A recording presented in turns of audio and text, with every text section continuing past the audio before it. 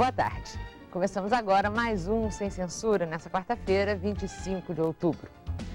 Um dos pontos mais polêmicos da quarta conferência da ONU sobre a mulher, realizada no mês passado na China, foi a legalização do aborto, que tem vários defensores aqui no nosso país. Entre eles, uma desembargadora, Maria Estela Rodrigues, que é vice-presidente do Tribunal de Justiça do Rio de Janeiro.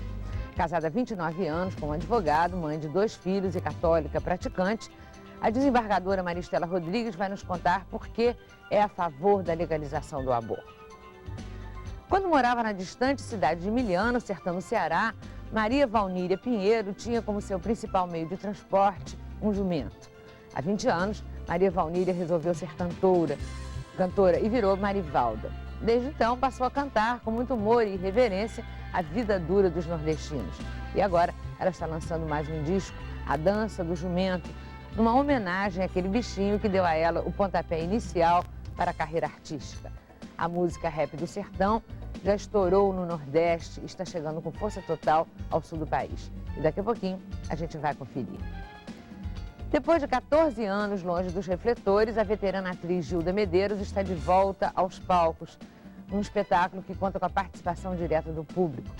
Depois de ser apresentada com sucesso em Belém do Pará, a peça Nunca Houve uma Mulher como Gilda pode ser vista pelos cariocas.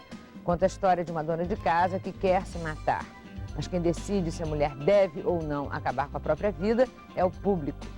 E vamos relembrar também os principais momentos da carreira de Gilda Medeiros, que foi manequim e Miss Pará, numa época em que o concurso tinha glamour e grande repercussão nacional. Depois de passar 2 meses no México, o jornalista Igor Fuser, que é editor internacional da revista Veja, reuniu material suficiente para escrever o livro México em Transe, que está chegando às livrarias. Mas para quem pensa que o livro interessa somente aos mexicanos, o autor faz um alerta.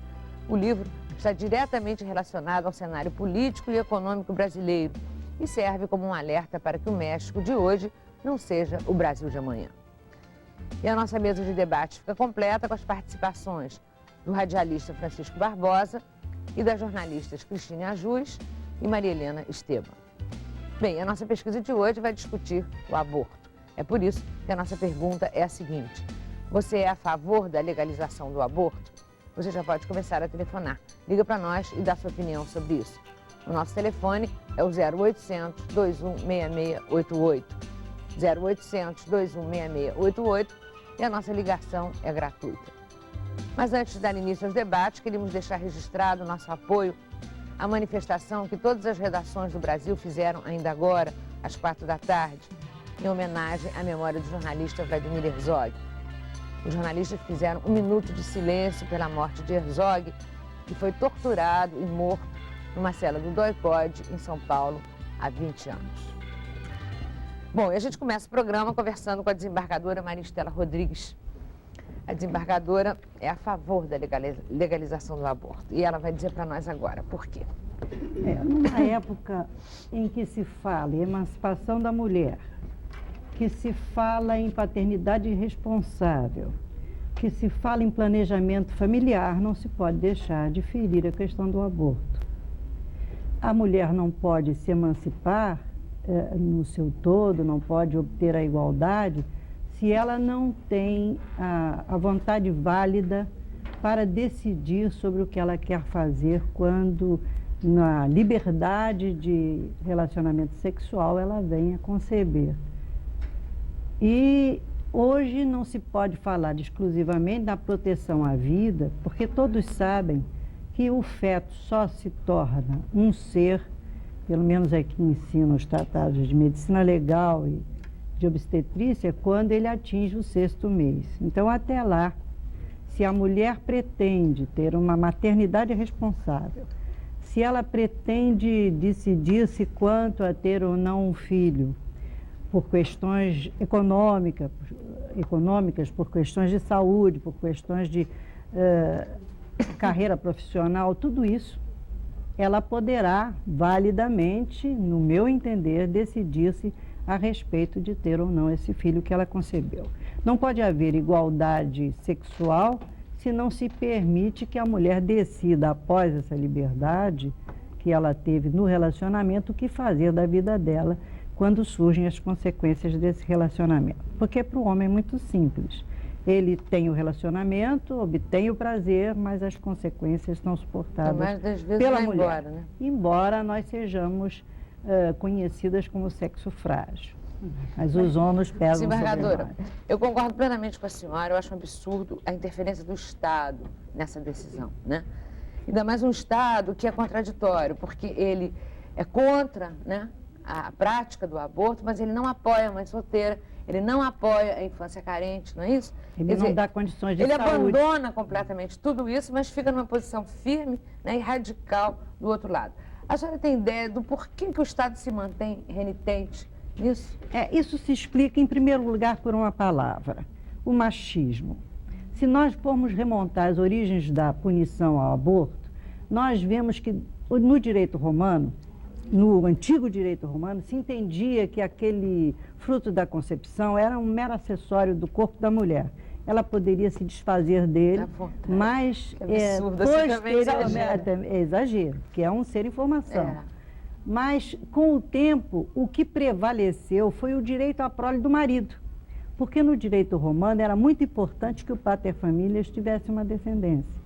Então, ele, se não conseguia pelos meios biológicos, ele levava a efeito a abrogatio, que era uma adoção de um outro paterfamilias, para que ele pudesse, então, deixar... Continuar a própria família. Ter a família dele continuada.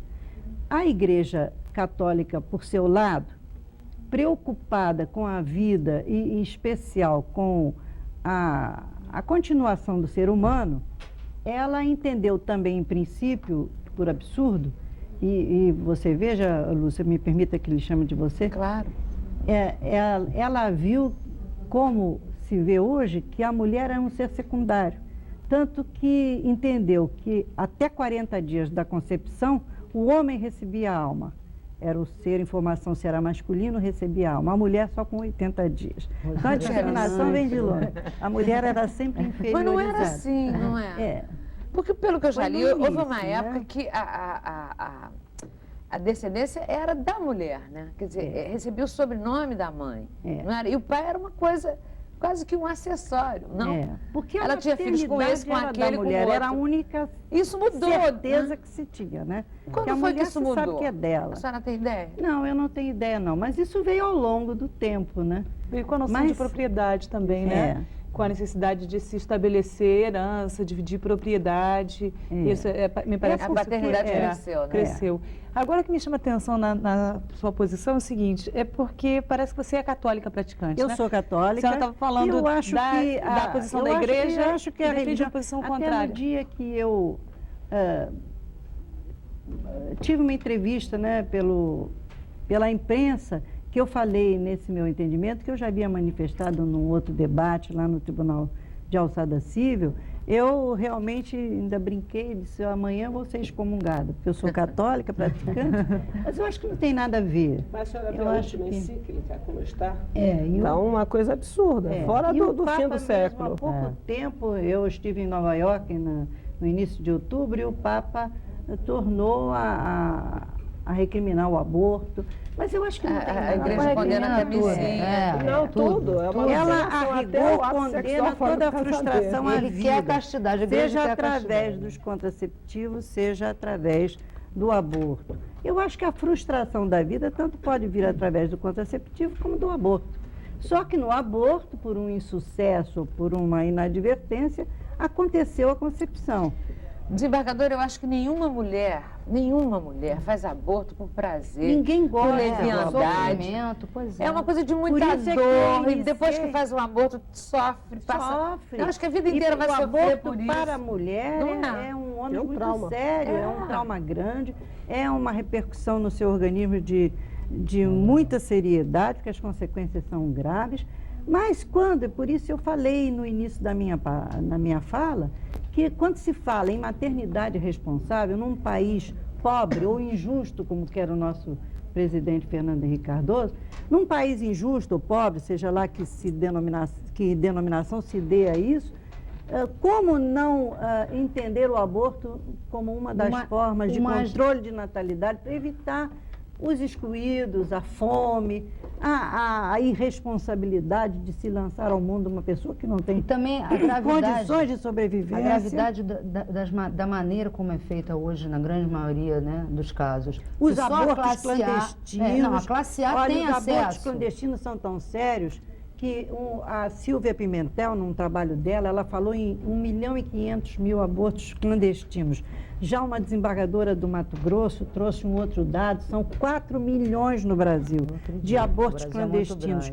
Isso reflete até em termos da economia brasileira, porque os médicos que realizam, através de clínicas clandestinas, esses abortos, eles recebem a paga, e uma paga muito alta, porque é um risco, é contra a lei, é crime. Que é outra contradição. O Estado sabe que não são tão clandestinos assim e permite, silenciosamente permite. E esse dinheiro que entra, não entra na receita, não entra nos impostos, é uma evasão de receitas para o Estado. E a mulher sofre consequências sérias. E fica sem nenhum tipo de garantia. Não o mais grave as mulheres que não têm acesso a essas clínicas, que essas clínicas são para classe A. Exatamente. A mulher pobre em casa. A mulher pobre tem que optar. Ou ela assume uma maternidade que não pode se responsabilizar, porque ela não tem condições financeiras, ela vai lançar mais excluídos. Eu fui juiz de menores, eu recebia por ano mulheres que vinham grávidas naquele ano, traziam a criança, nós tentávamos dar um destino, no ano que se seguia vinham novamente grávidas, elas alegavam que não tinham recursos para comprar o remédio, se a gente dava o remédio não sabiam usar, porque havia mulheres que diziam que tomavam a pílula na hora de fazer a relação sexual, então elas não têm esclarecimento, isso no Rio de Janeiro. Outro dia teve uma pessoa aqui falando nós tiremos daí afora, falando de prevenção, todo sem informação, sem esclarecimento. E disse que haviam pessoas que achavam que camisinha era para tomar. Não, e as casadas dizem que não precisam, porque são casadas. Então, não Maristela, mas a AIDS passa. Eu quando conheci camisinha a primeira vez, eu pensava que era um balãozinho. Não escolhe pessoa. Não, mas eu estou dizendo a ignorância. Não, é uma ignorância, é uma falta de informação, e isso a gente nota até nas classes consideradas responsáveis. Mas a partir disso, tem dois problemas já detectados por todos nós, que é o machismo do povo brasileiro ainda presente. Ainda presente. Né? E uma igreja católica que é retrógrada, que não pensa no ser humano, ensina suas tradições e vem arrastando essas correntes secularmente. Arcaicas. Nós, com isso, né, estamos gerando um jogo do bicho, que na minha opinião que todo mundo sabe onde estão as clínicas clandestinas de aborto, todo mundo sabe os endereços, a polícia sabe, as pessoas vão lá. Mas enquanto vão lá, fecham. Fecharam, 15 dias atrás fecharam a da Rodona Mariana. Como é que a gente vai fazer? Como é que a gente modifica a situação, já que só a nível de mexer na legislação, e a legislação é feita de homens escolhidos por nós, que acabamos machistas ou retrógrados. Mas para isso é que são necessários esses debates, e de preferência através da mídia. Porque é preciso que as pessoas se esclareçam. E terminar com a hipocrisia também. Isso acontece e é preciso tomar uma providência legal, a exemplo do que já fez a França. E veja bem, nesse momento, você começou o programa falando na Conferência de Pequim, o Brasil assinou, ratificou o acordo no parágrafo 107, se não me engano, K do acordo, ele assumiu o compromisso de rever as leis que punem a mulher por abortos ilegais. Então, o Brasil já assumiu esse compromisso perante o mundo. Agora, desembargadora, rever as leis que punem a mulher não necessariamente é a mesma coisa que assegurar o direito ao aborto. Não é, mas já é um grande passo, porque, veja bem, se a mulher não tem sequer o seu direito reconhecido, ela, pelo menos, não sofre as consequências do que acontece, afinal, por força também do concurso do homem. Ela não está sozinha na concepção. Então, ela é a única apenada. Porque se ela resolve abortar, o homem nem se toma conhecimento, não sabe nem quem foi, nem quem não foi, e não interessa para a lei. Agora, interessa quem participa, quem ajuda, com ou sem consentimento da mulher, é feito o aborto. Agora, a Gilda tocou numa questão importantíssima, que é a questão da hipocrisia, né, da sociedade. Porque a gente vê que o aborto é uma coisa que todo mundo, quer dizer, mesmo nas classes baixas, todo mundo conhece um chá, conhece um remédio, mesmo quem não recorre a médico. As mulheres mais pobres usam agulhas de tricô, que é uma coisa perigosíssima. Os instrumentos os mais variados, sem asepsia, morrem muitas vezes. E o que é pior, morrem às vezes com aborto desse tipo e deixam crianças, às vezes 5, 6 crianças, que passam a ser excluídos. São os futuros marginais que vão se voltar contra nós, que somos os responsáveis pela emissão das leis e pela aplicação delas. Porque, olha, senhora, os nossos políticos, eles sabem que é necessário terminar com essa vergonhice, porque é isso, mas eles não fazem porque eles querem voto e eles são comprometidos com esses votos. Então, eles acham, não, eu acho que o aborto deve ser legalizado, mas na hora que eles estão precisando do voto, eles mudam o voto. Veja bem, não estou querendo fazer defesa dos políticos. Eu já me meti em política. Há vários projetos em andamento. Gente, só um instantinho, um de cada vez, hoje não ouve ninguém. Há vários projetos em andamento na Assembleia. A senhora vê solução para isso? Eu vejo, olha, a França encontrou solução. Ela estabeleceu a permissão do aborto livre até 3 meses da concepção. Daí em diante, com assistência médica, com autorização da gestante, se ela é menor de idade, com autorização do responsável. Isso há. Por que se fez uma lei completamente louca, né, para caso de estupro e... Mas veja bem, exatamente. O estupro... Mas isso leva tanto tempo para conseguir essa permissão que quando chega na hora de fazer o aborto não dá mais. O caso do estupro, a criança já nasceu. Sempre a permissão sai depois. Num show que ele deu lá no Metropolitan, a propósito lá das sendas, né, o Top Sendas, ele disse que, infelizmente, se demora tanto com a burocracia que quando se autoriza o estupro, o feto já está com 70 anos. Não é bem assim. É quase. Mas demora realmente pela burocracia, mas eu acho que não é tanto o parlamentar o responsável pelas pressões. Eu acho que eles também sofrem a influência da igreja. Do provincianismo ainda brasileiro, que tem, nós nos acostumamos a ver no aborto um pecado, uma culpa exagerada. Mesmo, né? A própria sociedade fica... Ninguém quer assumir uma posição, dizer, não, eu sou favorável por isso. Eu acho que deve legalizar. Prefere ser contra e na hora levar a filha para fazer um aborto escondido falando que é contra. do que batalhar para que isso seja uma coisa causa clara. espécie que uma desembargadora seja a favor do aborto. Não precisa se dizer mais nada, né? A gente assume, sabe que é uma responsabilidade muito grande, porque nós temos a obrigação de aplicar a lei. E eu, quando juíza, se for obrigada a examinar no processo de aborto, é claro que na aplicação da lei eu vou ter que condenar, porque eu não posso separar a minha condição de pessoa da condição de magistrado. No momento em que ainda se pune o aborto, se eu tiver um processo de aborto, eu terei que punir Mas esse qual é a aborto. pena menor que a senhora poderia dar para uma pessoa? Bom, aí é questão das circunstâncias de fato dentro das variáveis que a lei permite. O autoaborto é de 1 a 3 anos de detenção, o aborto auxiliado, o terceiro, ele sofre uma pena de reclusão de 1 a 4 anos e o aborto sem o consentimento da gestante, pelo terceiro, evidentemente, é de 3 a 10. Então, mas a senhora pode condenar por isso? Eu não me lembro de nenhum caso. Eu fui juiz criminal, não tive oportunidade, porque isso é da competência do júri, né? Que ainda está sob o título de crime contra a vida. A rigor, a vida que está em perigo aí não é do feto, é a vida da mulher. Que o feto ainda não é uma vida. Se o nosso Código Civil diz que a personalidade só se inicia com o nascimento com vida, a interrupção da gravidez não está contra a vida. O feto é o objeto do crime, mas o crime devia ser um crime contra a pessoa, né? E a pessoa da mulher, não do feto. Na legislação francesa, e atualmente até eu estou sabendo que o Código Português já está, até o Código Português já mudou, tratando os crimes sexuais como crimes contra a pessoa e não contra a moral. Porque nós não temos que situar a sexualidade dentro da moral. Essa situação só surge se essa sexualidade afrontar os costumes. Mas se ela for realizada dentro dos limites convencionais, Eu não queria é porque saber- se caracterizar como crime contra Queria saber, em termos de direito, se o pai, o marido de uma mulher grávida, tem algum poder legal de impedi-la de fazer um aborto. Digamos, não estou dizendo aqui porque aqui é crime o aborto. Eu digo num país como a França, onde é permitido... Não. Lá se Mesmo entende que é decisão da mulher. Ah, entendi. Ele não tem como Não. proibir. A única coisa que se exige quando passa dos 4 meses, evidentemente, se trata de uma menor, aí o responsável terá que Não, porque como se fala porque o consentimento não seria válido. Como a se menor fala no não pode pátrio consentir poder, validamente. né? Acho que no mundo inteiro existe pátrio poder.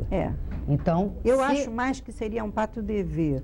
Exatamente, tinha que trocar esse nome. Então, eu fico me indagando assim, um casal casado, vivem juntos, já tem 2 filhos, a mulher decide que o terceiro ela não quer. Eu quero saber se ele... época, eu citei na antiguidade, era o direito do marido à prole. Então, se punia a mulher e se punia o terceiro, a mulher mais brandamente, o terceiro mais gravemente. Se ela fizesse o aborto. Se ela fizesse o aborto, porque ela estava frustrando o marido daquele direito à prole. Mas hoje não, hoje isso já evoluiu dentro dessas perspectivas muito limitadas, mas houve uma certa evolução. Já se entende que é a mulher a responsável, porque afinal de contas... Em termos de Brasil, a senhora imagina assim um prazo para que a gente pudesse... Nós temos já projetos em andamento, né? E nós estamos agora pensando na reforma do Código Penal. Eu acho que a hora é essa, eu acho que vocês da imprensa deviam batalhar para que isso fosse divulgado. Doutora, a gente batalha. A gente está sempre fazendo isso. Isso não se muda de uma hora para outra, mas chega a um ponto que vai mudar. Falou-se em plebiscito, uma ocasião, né? De se fazer um plebiscito. A senhora é a favor de um plebiscito? Eu não sou muito a favor de plebiscito sobre isso, não, porque às vezes o plebiscito é uma coisa tão aleatória, a pessoa numa hora lá, eu vou votar assim, mas não está pensando no assunto. Eu acho que tem que se chamar as pessoas responsáveis, os parlamentares, os juristas, né, os juízes, os advogados, os promotores, esses que estão envolvidos com o problema, é que devem falar, os médicos, pelas consequências biológicas e fisiológicas do aborto, devem ser chamados a opinar também. Ok, a gente hoje está perguntando ao pessoal de casa se é a favor da legalização do aborto. Eu acho que sempre gera muita polêmica. Cada vez que a gente pergunta isso, vamos ver o resultado, né, desembargadora? Muito obrigada. Obrigada a vocês.